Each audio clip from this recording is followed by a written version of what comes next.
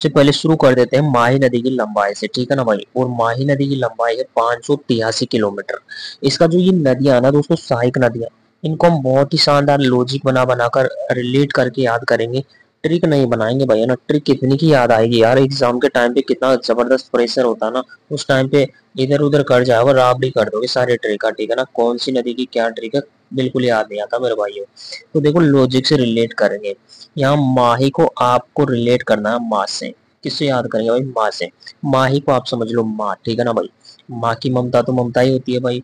अब आप एक बात को इमेजिन कीजिए, जैसे मान लीजिए अभी हम जॉब का तैयारी करते हैं, ठीक है ना।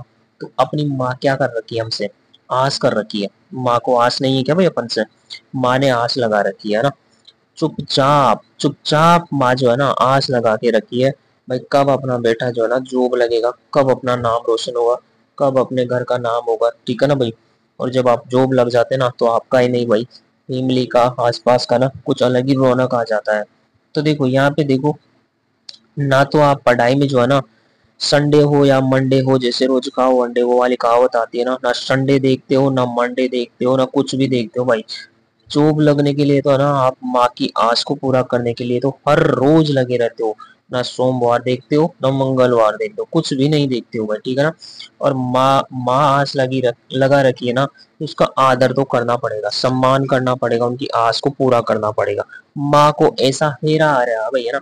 अब गाँव में क्यों ना यार, कभी कभी कहते थे, बचपने की कहावत होती थी कि अरे ये तो एक अतरी अड़ाबा में हेरा ले रही रो रही थी तो ना, कह रहा केवो जना ते सभी बात सुन जान को कोई भी गांव का स्टूडेंट, गांव को आदमी हर कोई समझे हेरा आવો કાઈ ને કેવું છે, ठीक છે ना भाई। हेरा ले लेरी રહું છું, ठीक છે ना।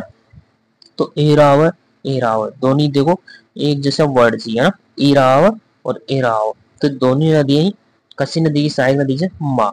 माँ ने एरा આવ છે ભાઈ, माँ ने एरा આવ છે આપણો બેટો કબ नौकरी लागो, कब આપણું नाम रोशन कराओ, ठीक है ना। अशान एरा આવ છે माँ ने।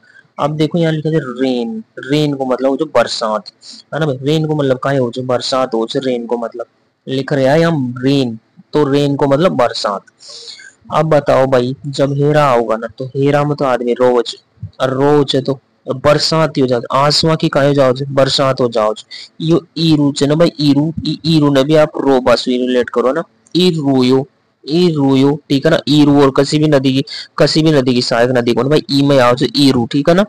तो ईरुयो, अतरो रोयो भाई, ठीक है ना।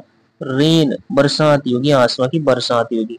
लेकिन देखो भाई, ऐसे ऐसे जख्म खाते हैं स्टूडेंट तैयारी करने वाले, उनका चेहरा जो है ना कमल जाता है भाई।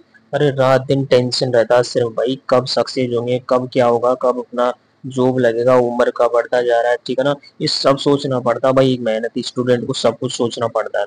हार नहीं मानता है कभी भी, लास्ट तक वो जो है ना दोस्तों, हार नहीं मानता है। आप इस बात को फील कर पा रहे होंगे भाई, आप भी एक स्टूडेंट, ठीक है ना, स्टूडेंट लाइफ जी रहे हो, तो आपको ही पता है आपका दर्द क्या है, ठीक है ना।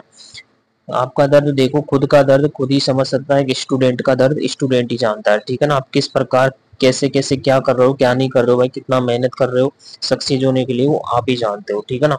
तो इस बात को, पूरी नदी को जो है ना अपनी फीलिंग्स में उतार लो भाई। देखो जख्म, अरे भाई जख्म, आप अपने जख्म, जॉब लग जाएगी ना भाई, हमने ऐसे ऐसे जख्म, ऐसे ऐसे दुख झेले हैं, इस तरीके से पढ़ते थे, कहानी सुनाती है भाई सबको, ठीक है ना। जब सक्सेस होते हैं तब सुनते हैं कहानी, बिना सक्सेस तो कोई नहीं सुनेगा अपनी कहानी, कौन सुनेगा भाई, है ना। अभी समझदार है। तो यहाँ पे देखो, ये हो गया भाई, इसको रिलेट कर लो ऐसे, जैसे जैसे मैंने बताया ना।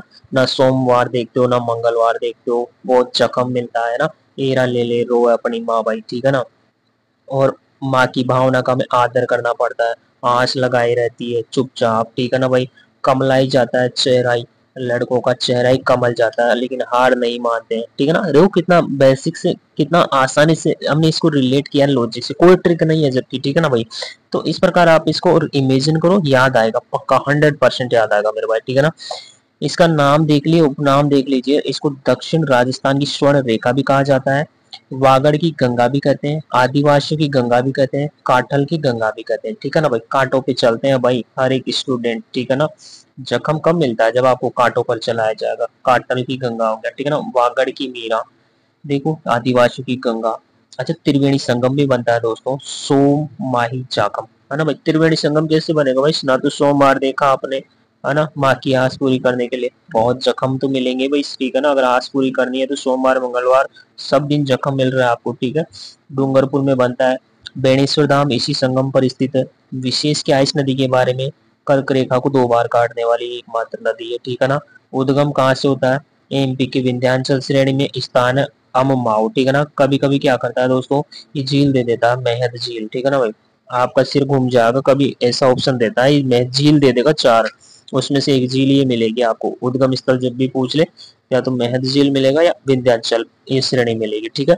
इस पे बांध भी बने हुए भाई, कड्डाणा, ताकि गुजारा अच्छे से हो जाए। बताओ, कड्डाणी से गुजारो बढ़िया से हो जाओ। कड्डाणा बांध गुजरात में बना हुआ है इसी नदी पर।